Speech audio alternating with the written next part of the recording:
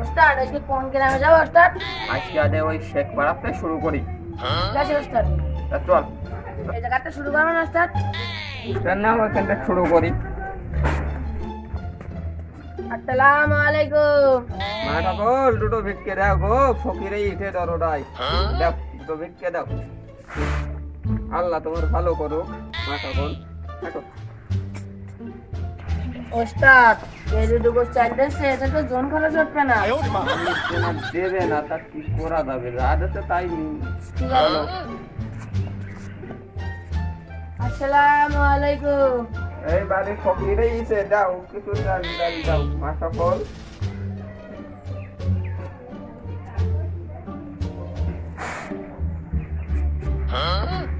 না।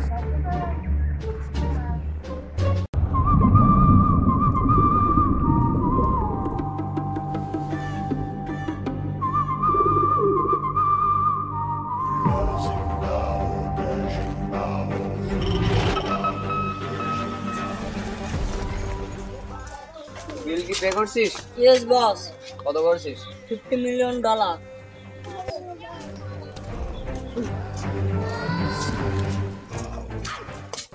তুই যে কাটা বাইর কর। Yes boss.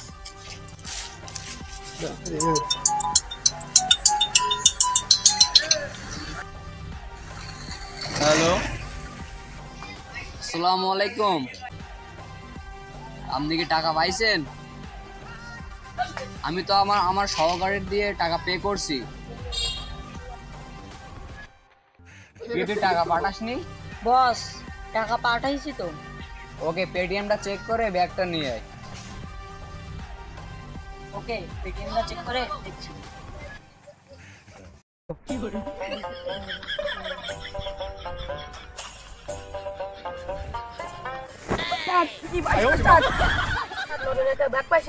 ব্যাগজন খুলে টাকা টাকা আসছে না, তাহলে মনে হয় আর ভিক্ষে করা লাগবে না। আলু তো চাষে রান্না আলু ভর্তা করবে না, সকালবেলা খাইয়ে বিক্রি করবা। ওস্তাদ ব্যাগটা আমার দিও। এই দুজন একসাথে ভিক্ষে করি, ওই দুজনেরই থাকবে না, একসাথে ভিক্ষে করবা না প্রতিদিন। ঠিক আছে। তা হাঁটো।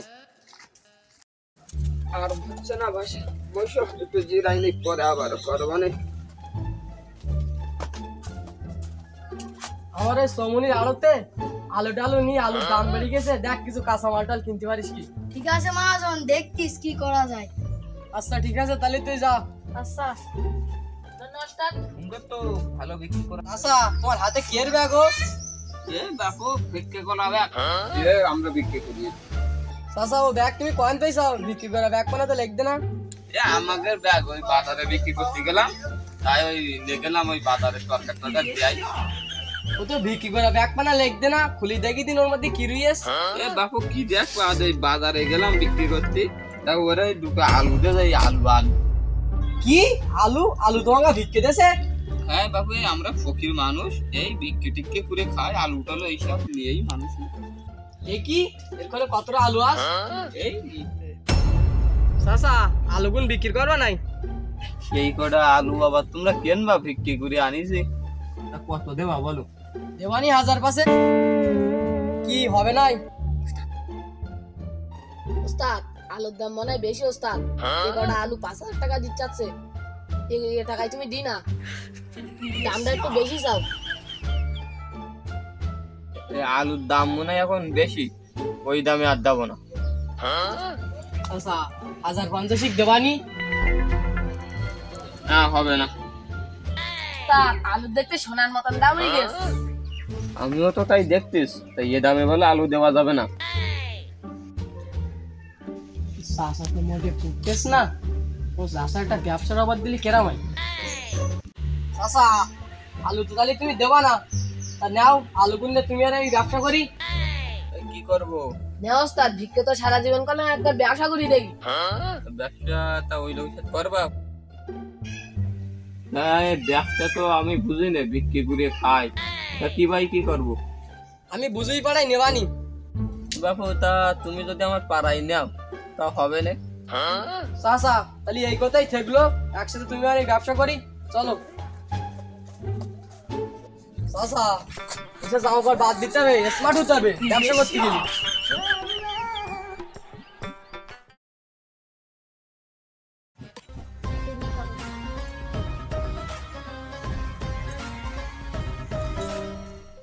কি গো চাচা, কদিন আগে দেখলাম তো ভিক্ষে করতে চাও, আজ আবার ঘোরা কি তোমাকে নাকি? ব্যবসা শুরু করেছি, ব্যবসা আলুর ব্যবসা।